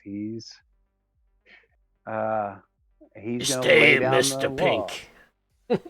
Yeah. No, you're not gonna be Mister White. You can't pick your own names. We tried that Everyone's once. gonna want to Everyone, be Mister Black. So no, the names are no the one wants black. names. Yeah. You're Mister Pink. Um, but anyways, so yeah, so this is kind of a way in which to present a party who is very combat oriented, trying to introduce a different approach to that kind of player or party. Yeah. Don't know how the players are going to react, like I said, because it's somewhat railroady. Yeah, and because of that, things can go horribly wrong if your characters just have no aptitude for stealth whatsoever. Uh, Overall, I think it's laid out very well for a heist. I mean, I like it. I love heists anyway. Um, and being able to just focus on the fun parts of the heist as opposed to the actual planning bits. Because the planning bits, that shit'll take. If you're trying to do it yourself, even if your crew knows what they're doing, that shit's like a 3 session bit of work there. Or it can be. With this, like, you just get to do the fun part. This is your part of the job. You do that. Yep. And it also kind of gives you ideas like, okay, how are you going to infiltrate the police to scope the place out first? And gives you Yeah. signage suggestions on how to approach that, It which is always honestly, part of the heist that you need to do. Look at the place before you actually go in. what was the name of that show? It was all about a heist crew, and they did a heist like every week.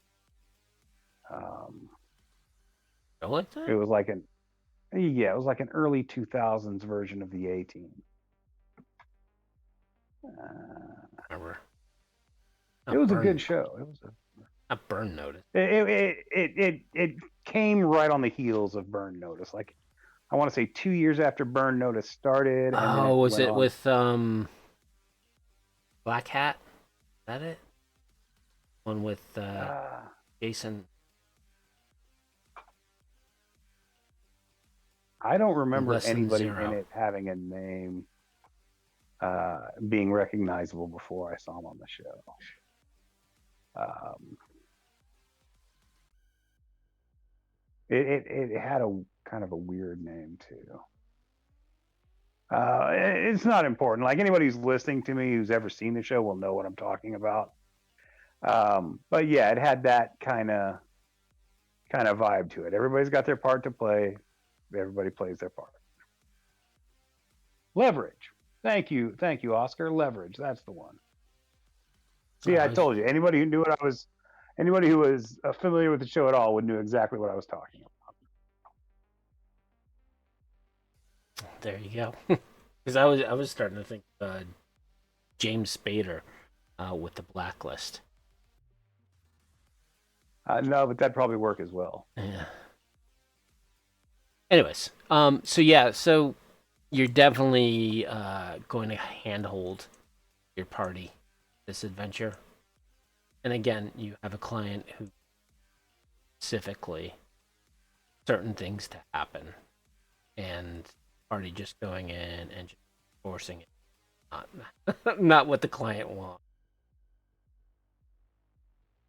Um, but again, to me, the, sorry, a little bit of spoiler.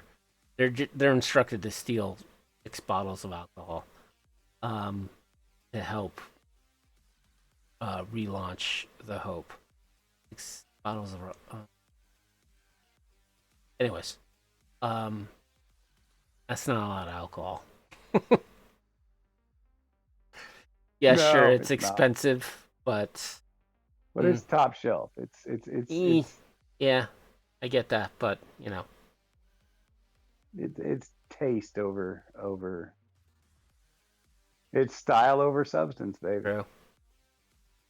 Um, yeah, Doesn't get more cyberpunk than that. we have 15 minutes and 2 adventures.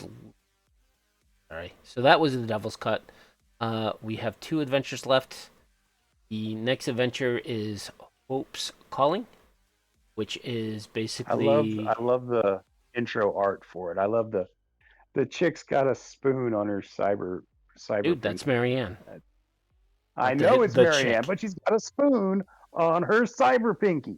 Like that's awesome. Okay, I'm just commenting on the art. This was written by Chris Spivey.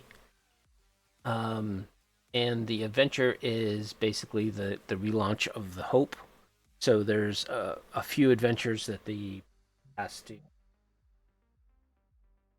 has to complete before the Hope starts. So there's some tasks and there's a list. So the players might not complete that full checklist, depending upon what they need to do. But basically, the premise of this is that the relaunch of the Hope, there is going to be a saboteur uh, person wants to see Hope fail. Spoiler: the Spoiler. RCL. um, so the players are basically, the tasks are go gather some cocktail ingredients. One of the band members has been kidnapped, and having a Suge Knight done to them, as it were. Story of Ice and Suge Knight. Apparently Vanilla that Ice and happened. Suge Knight, Ice Cube and Suge Knight, Ice Cube and Suge Well, Knight. there's the story of uh, Vanilla Ice first met Suge Knight. He was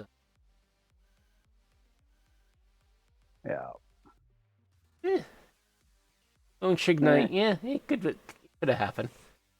And also, there's technical issues within the Hope that the party needs kind of research. So, depending on the skill set of the party, will depend on what tasks they can actually complete.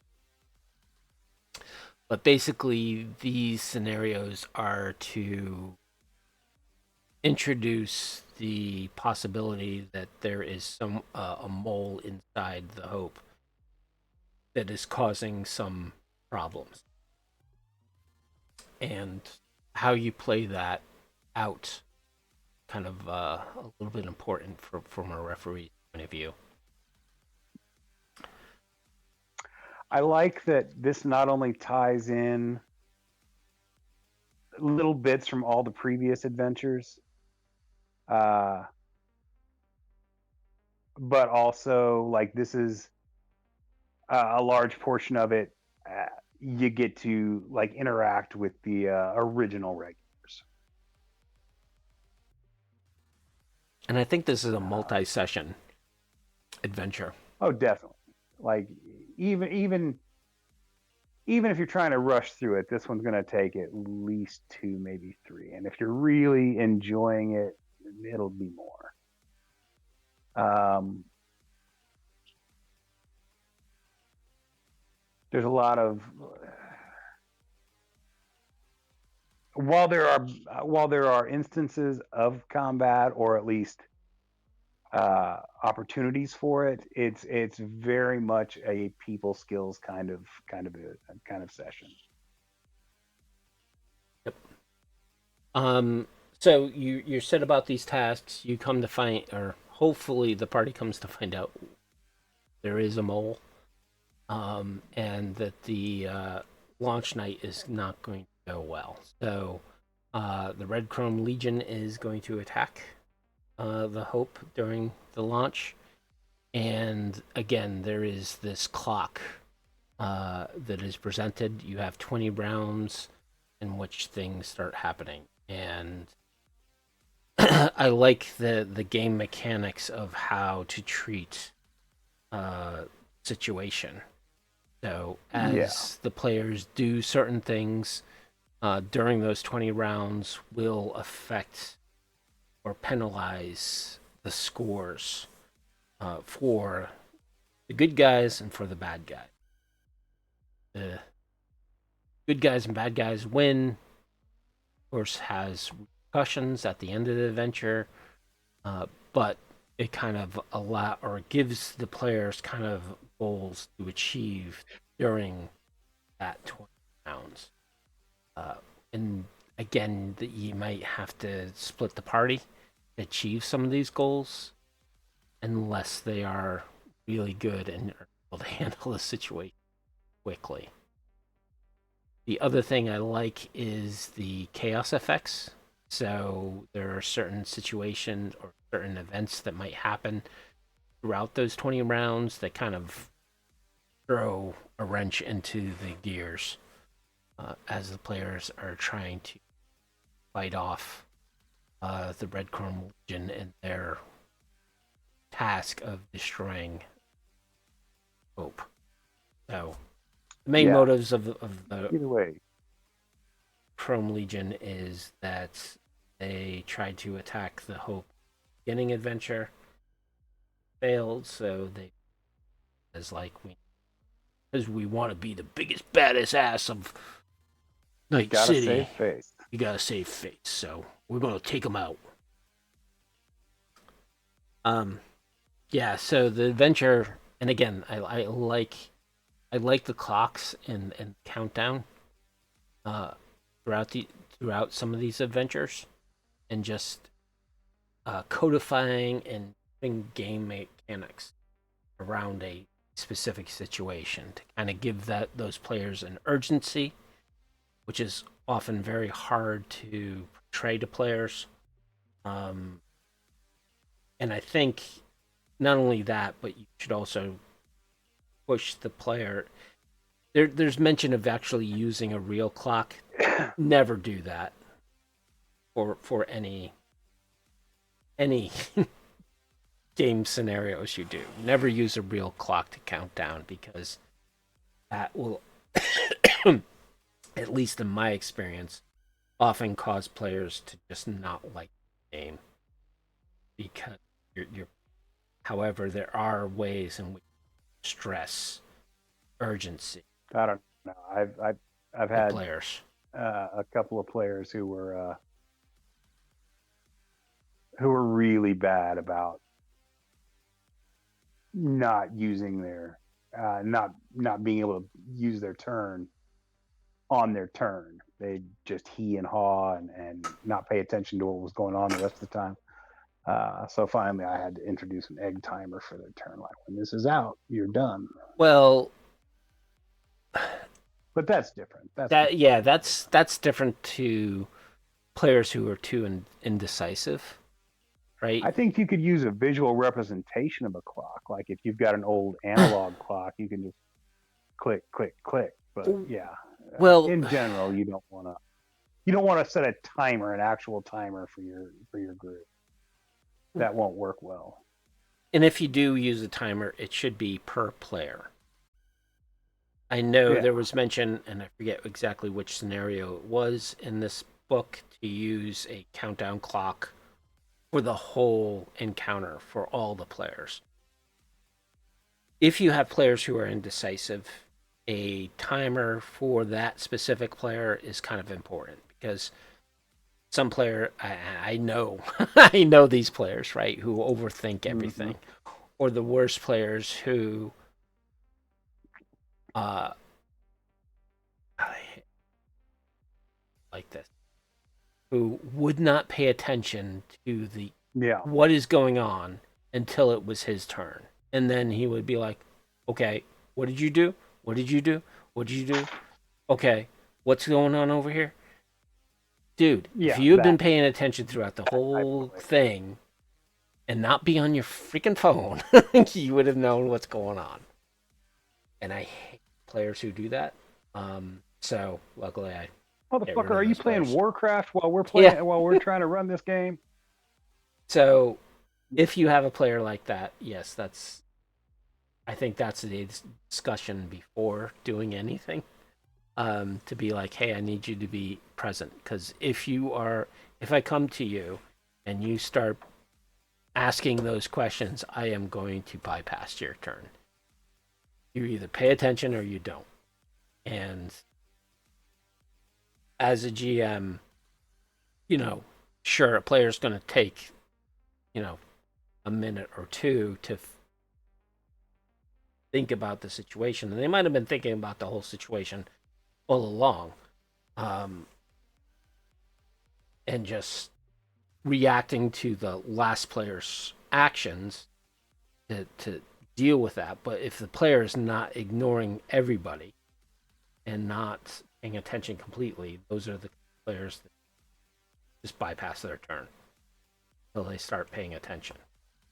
Because I know other players might literally make a bombshell action, and the next player has to figure out, oh, okay, how am I going to react to that? So it's difficult. But anyway, so with these 20 rounds, you definitely want to stress an urgency with the players, and you could even set up an like with guesses eggshell, or even you could actually use like a chess clock to kind of like Yeah, that would work too. motivate players to kind of If push that if urgency you, of along. course, if you've got like if you just happen to own a chess clock, you're a bigger nerd Well, than I I'm sure you can download one on your phone. am. The other great thing about this scenario is there is a chart to kind of uh, keep track of what the players do versus what the NPCs do, and adjust their opposition score, as it were, help maintain, okay, what's the current hopes score versus the Red Chrome Legion score, and basically that's should be rolled every round to see if who's winning, like what side is winning. And that's, I think, any type of massive combat, that's always been a problem for some referee to kind of maintain and understand.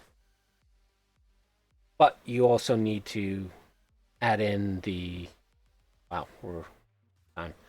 Got one more adventure. Yeah, Anyways, it's chaotic you scenario. might.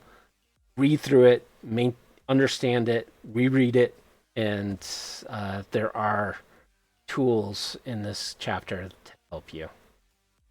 And if you're the alcohol imbibing sort, the drink recipe at the end looks pretty darn tasty to me.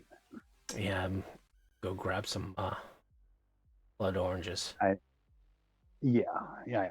I need to get some blood oranges, and I'm out of vermouth. Uh, Otherwise, I would be drinking this already. the jalapenos, I might throw in some ghost pepper kick. Yes, Anyways, sir. so the last adventure.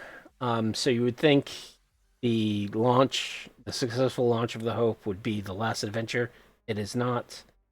The last adventure is getting revenge on the people who actually caused the destruction of the first Forlorn Hope, which is a Maelstrom guy.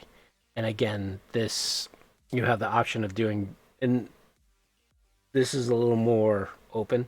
So you have the option of doing a con, using Harry to help the party do a con against the person who caused the destruction of the Hope, or you can do the brute force approach, which is basically taking the guy out in the back and freaking getting some pipe wheeling brothers to go to town on him with blowtorch.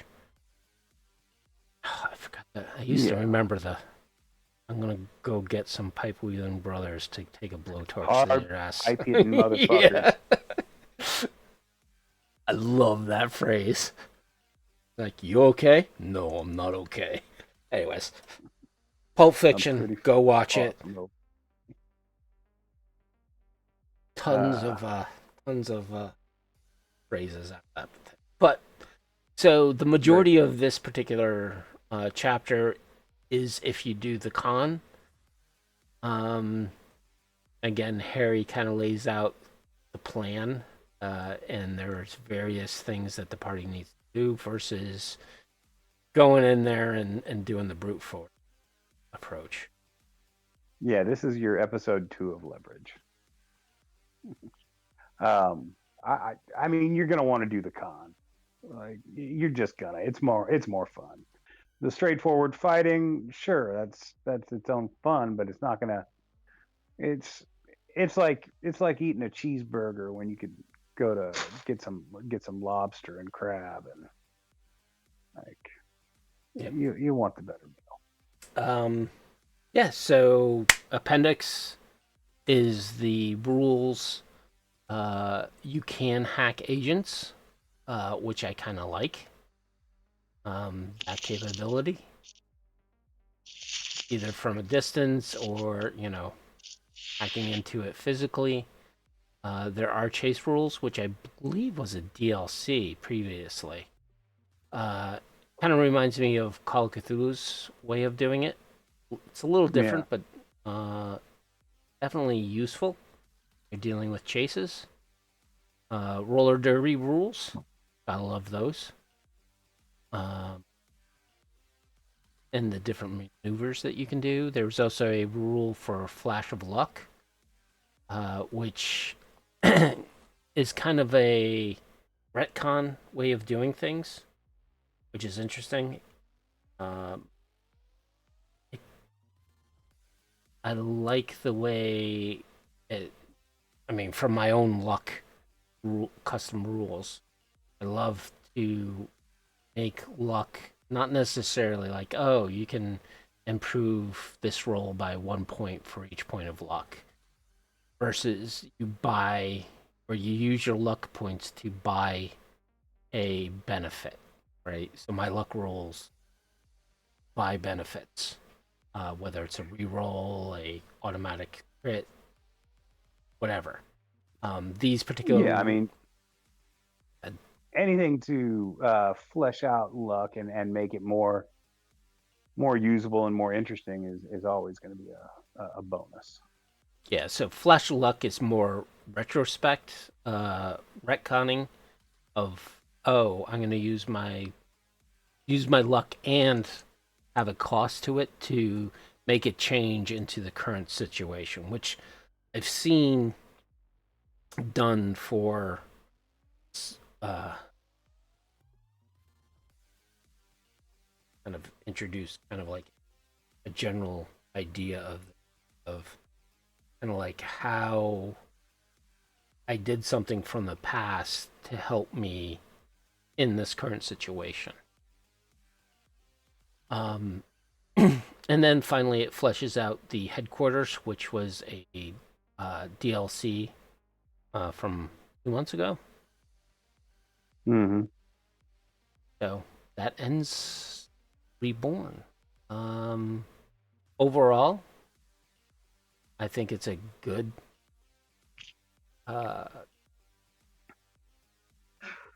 good continuation of the hope into the new world. Yeah, it is a very much a worthy follow-up.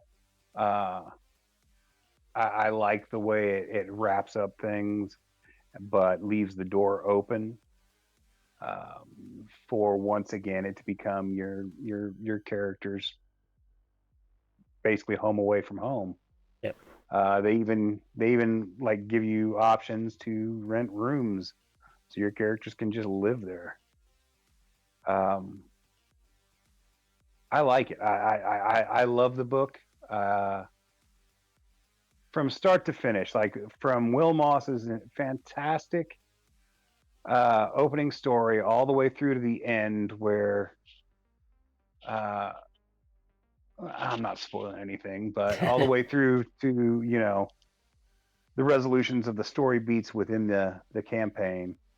It's just a good fun ride, um,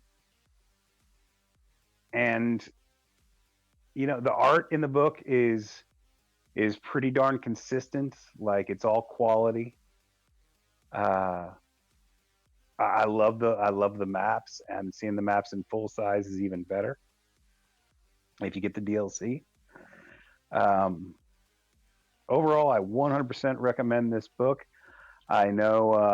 I know Jay and the crew put an incredible amount of work into this, and it shows. Yeah, it felt like it's been years plus in the making. Yeah, and overall, of all the books that have been released since Red, since the actual original source book, I want to say overall this is my favorite. Um, it just it just really came through with this book, and I'm very glad to have seen it. So, my opinion, I think overall it's a great adventure. I like some of the mechanics they introduced in some of these adventures, the countdown, the various beat charts, the kind of little bit of background for doing tasks, other things. Uh, from my critiques, again, maps. Again, I'm a little bit of a Apple uh, comes to Yeah, that, yeah, you so are I'm a little more critiquing the far more issues harsh about that. with the maps. Granted, my maps aren't always the best, but I I have a fandom of should have been an architect.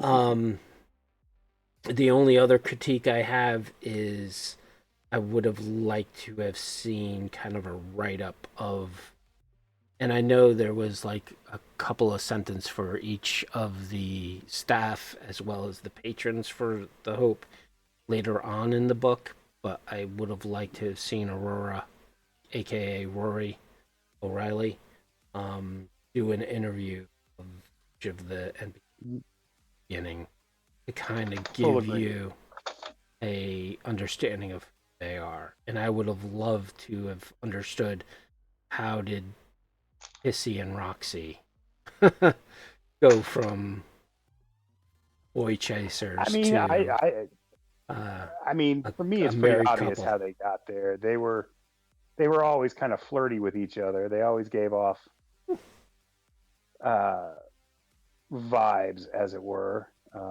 I mean, just knowing what they were, who they were based off of, uh, and then you just push that 25 years down the road, and you realize, well, who else is going to marry? They're Yeah, nuts. but when you're in a dangerous situation, do you really want to be married to somebody who you have to make a life or death decision? Because that can screw up your idea.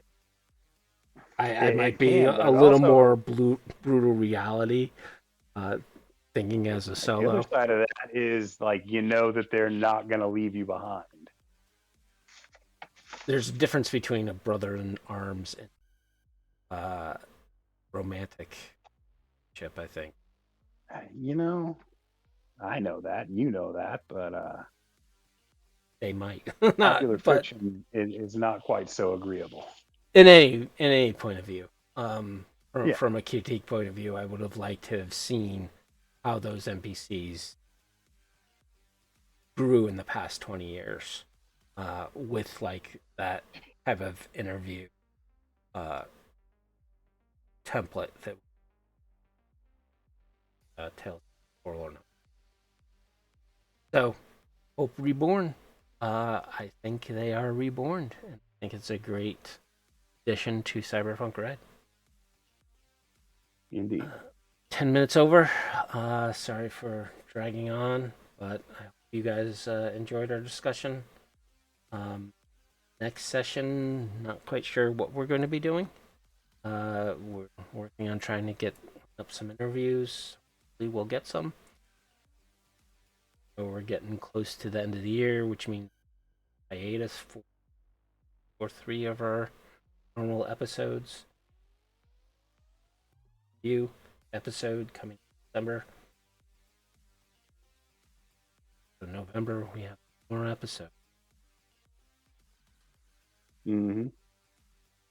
All right, man. I am Cybersmily. You can check me out on cybersmily.net. Out in E, L in the Y. I have utilities to help with your Cyberpunk games, whether it's Red or 2020.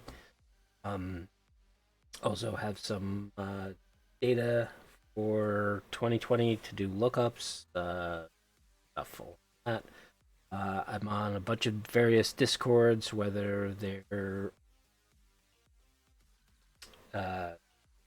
Artalsorian, Hibernation Censored, my own Discord, as well as a bunch of what are they called? Campaign called. Oh, I don't know. Anyways, so there's a bunch of other Cyberpunk Discord servers out there that basically do adventures. So you can always find groups and play in the shared world on those servers. I don't participate in the games, but I do troll. Not troll. It used to be called trolling. Linger as an observance. So check me out there. On Nights, on Red. There's a few of them out there. Anyways, I also hang out on the various Cyberpunk Reddits, giving some of my opinions. Some of them are liked, some aren't, but they're just take them. Anyways, on to you. All right. I am Derek Bernier, aka Wisdom000. I run Datafortress2020, the largest, most comprehensive Cyberpunk 2020 site out there. You can find lore, rules, gear, pretty much anything you're looking for. You can find me either on my website, or I'm a moderator, admin at the Datafortress 2020 Facebook group, the Cyberpunk 2020 Facebook group, and Cybernation Uncensored Facebook group. I also hang out on Discord and Reddit at the various Cyberpunk bits and pieces there. Mostly lurking, but sometimes I get active. By all means, feel free to reach out to us. You can also check out all our past interviews and episodes at the Cybernation Uncensored YouTube channel. And we'd like to thank Rob Mulligan and Cybernation Uncensored for hosting us here on Twitch and on YouTube.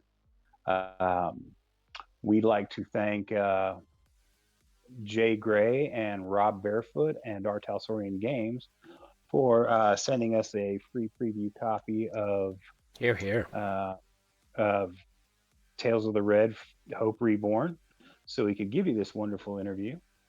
As I was saying, please feel free to reach out to us through any avenue you can. We'd love to hear your comments, criticisms, suggestions, complaints, just anything to make the show better. Yeah, thank you everyone for listening in with us, and we'll see you guys in November. First weekend of November. Yeah. Or first Wednesday of November. All right. Ta-ta. Stay frosty.